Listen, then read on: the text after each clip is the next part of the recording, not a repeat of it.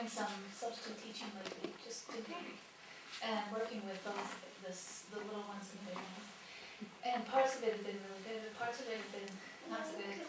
And it's something that I found that it's really disturbing to me, and I'm sure it's part of my stuff. But amongst the high schoolers, they just have this attitude, this notion of entitlement. You know, like they should just inherit the world just because they want it. And the effort that they put out is so poor, is so low. And then I compare them to kids in other countries where they just loved, you know, they just begged to learn, where education isn't free and they have to work for it. And they have so much gratitude for teachers and for the opportunity to learn something. And I was thinking about, you know, how the education system and the attitude that the kids have, and then the destruction of the economic system.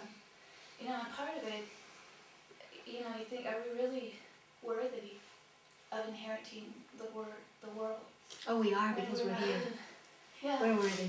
But how do you change, or how do you address the attitude of not wanting to learn, and not wanting to? First of all, what's your stuff is that you react to their entitlement and to their facades.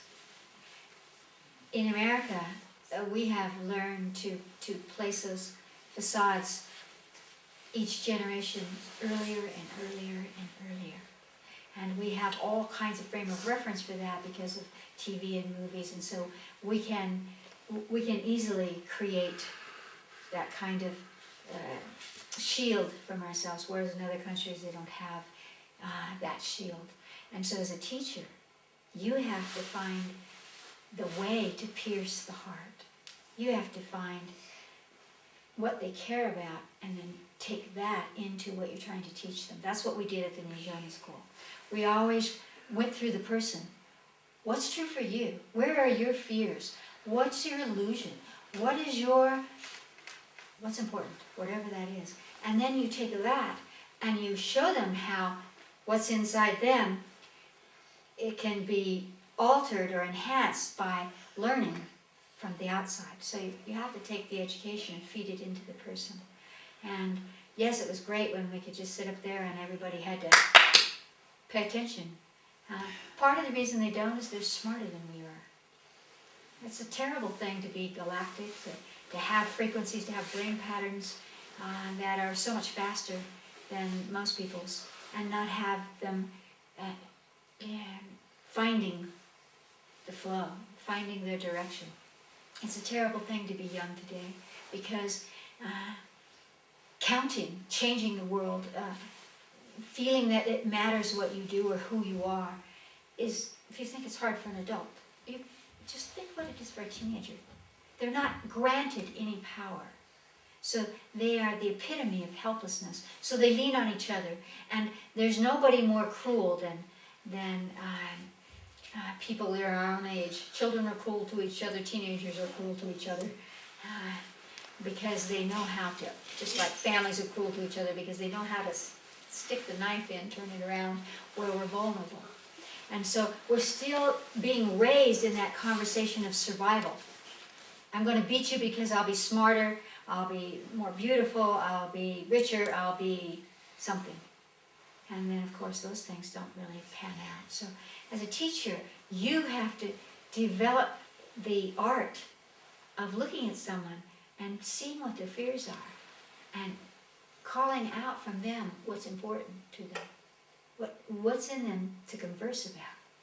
We are all on this planet working on this chakra, the throat chakra, communication. And so, hiding or not, it is our destiny to bring it forward. And it is difficult, especially if you have a room full of them and they're all going, ugh, don't bother me.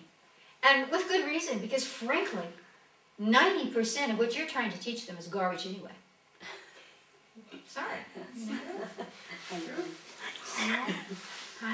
We should go the other way around. We should be thinking in education, how do we amplify the intelligence, the natural intelligence of all these beings coming in, so that they can become problem solvers instead of stuffing stuff down their throats. I mean, do you care which was the first or the last president of the United States? No. I mean, who cares that list? Yes, we might want to know what are their qualities, how did they get to be leaders, what were their own problems, how are they human, how did they touch expansive intelligence, how did they manipulate the masses? Those things might be interesting and useful to us, but 90% of what's in those textbooks are just irrelevant. And so, again, it all chases itself, the tiger chasing its tail. You know, we want to look at our economy, look at our education. It just goes around and around and around. Look at who we feel we are as people. Do we, by the time we're an adult, 21, feel that I'm ready, world, I'm here, I know something, I have something to offer. I know how to love, I know how to receive, I know how to create, I know how to problem solve, I know how to appreciate. Whoever talks to them, if you talk to young people about being grateful, they will just laugh in your face.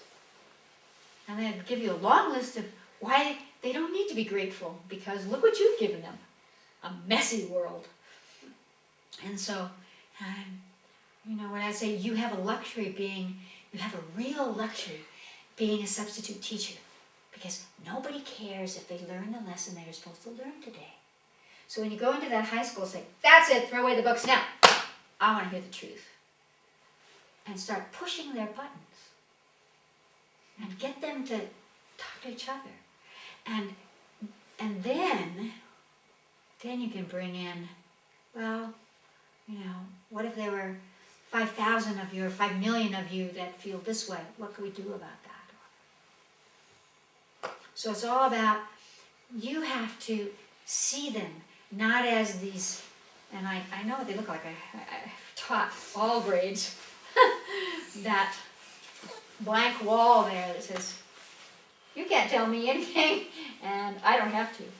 Well, again, use the fact that you're only there for one day, and you can poke and push and prod and shock them out of their complacency into something that makes a difference. They're smart, and they do care. And worthiness, now that's an old Judeo-Christic word. Get rid of it. Get rid of it. All of us are worthy of all endeavors. We are, above all, worthy of an experience of the soul, incarnated in body, that is filled with loving, brilliant awareness that can be sent back to the unmanifest so that the entire cosmos evolves. We are worthy of it, or we wouldn't be here.